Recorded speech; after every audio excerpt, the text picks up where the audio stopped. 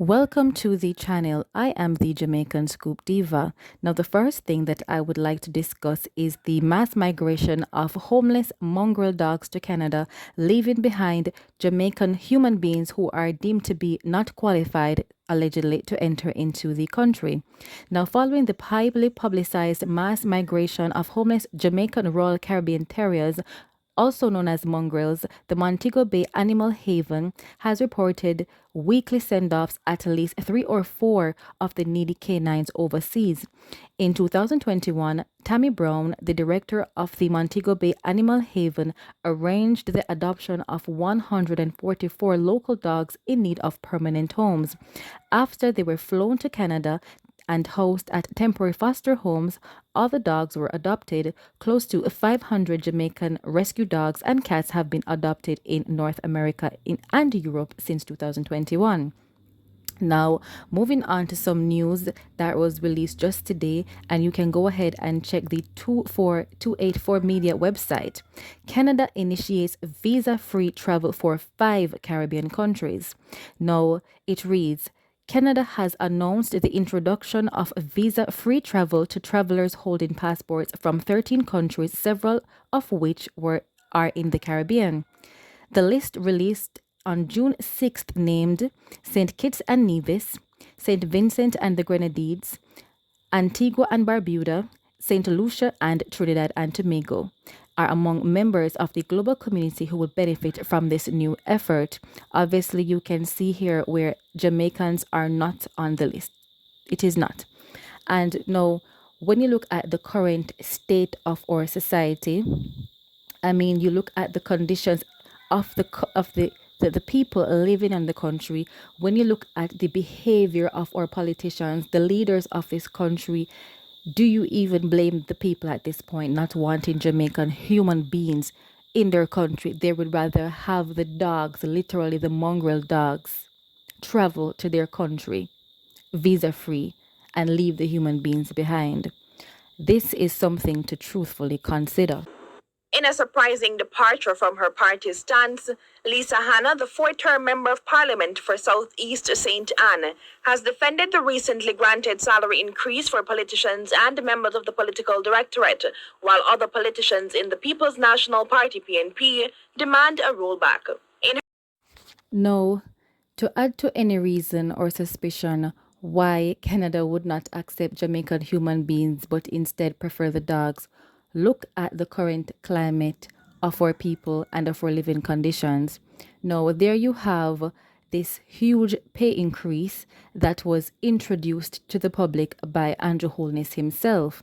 Now, there was a huge public outrage. The opposition leader, Mark Golding, suggested that it should be rolled back as it said, as he deemed it to be insensitive, right? Some people might have applauded Mark Golding, seeing that he was seemingly standing up for the people.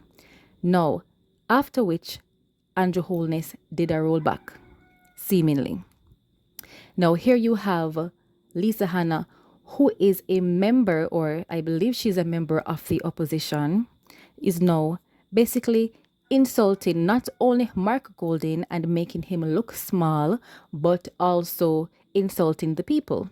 Now, she's claiming that in first world countries, like the United States of America, that is a small amount of money. But we have to be sensitive as it relates to the living conditions and the climate that is existing in Jamaica currently. A lot of people can't afford basic necessities, which are food, clothing, and shelter. That is the reality. A lot of young people, a lot of children, their parents can't afford education. Look at the conditions of our roads.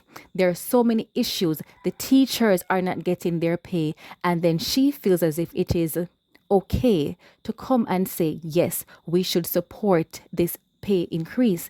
If Andrew Holness himself realized that something was wrong and changed his tune, why then would you even say something so insensitive?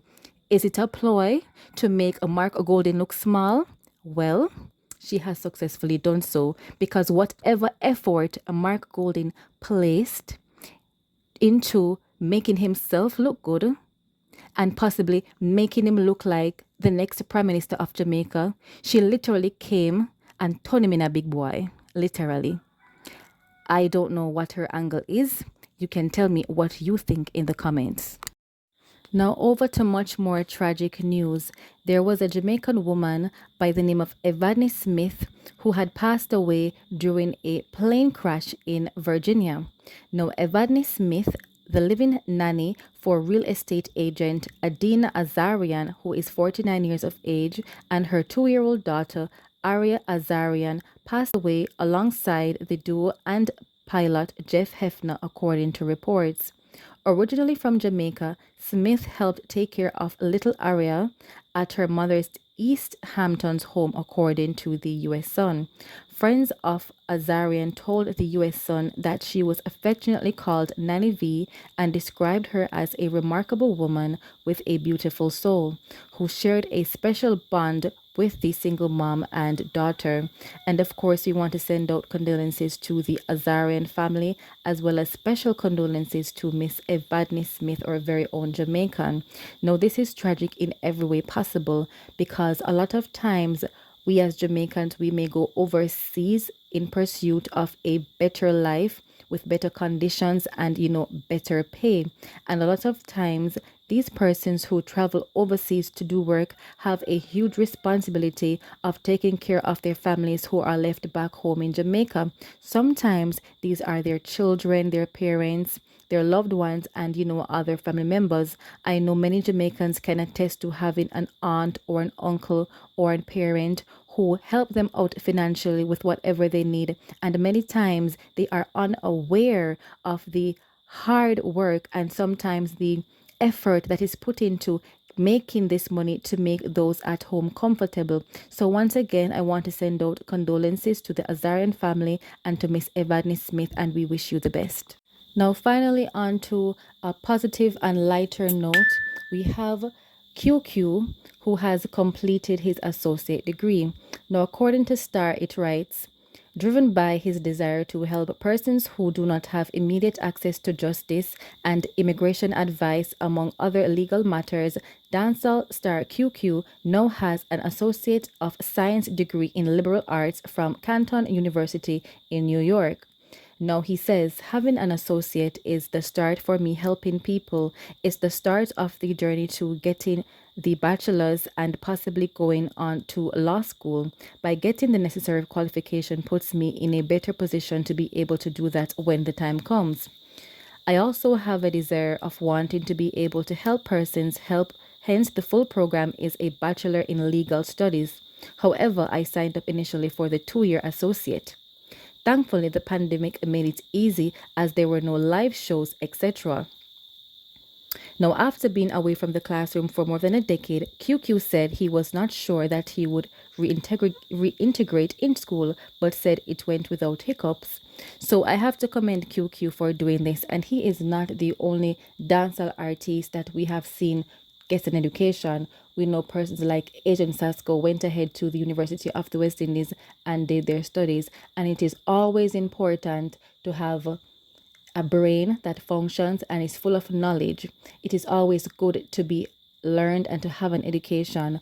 Now, a lot of artists, even in our nowadays, people like Alkaline are actually quite bright, as they even started a university. I believe Massacre also started university. So a lot of these artists, they are not dunce people. So all the young kids who are listening, who feel as if you can become an artist and don't have a brain, who is going to manage your money for you? Who is going to seek out business opportunities for you? It is very important to have a brain, and I commend this. It's the same for even Popcorn, who went ahead to buy an excavator to make sure that he has something else outside of or after music. So again, congratulations to QQ, and I wish you all the best in your further studies. This is the Jamaican Scoop Diva. Please like, share, and subscribe. Please don't forget to hit the notification bell and leave your comments below. Please take care of yourselves.